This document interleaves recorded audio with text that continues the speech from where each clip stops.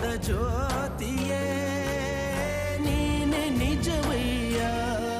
ಮಂತ್ರಾಲಯ ವಾಸ ಮಂತ್ರಾಕ್ಷತೆಯ ಅರಸ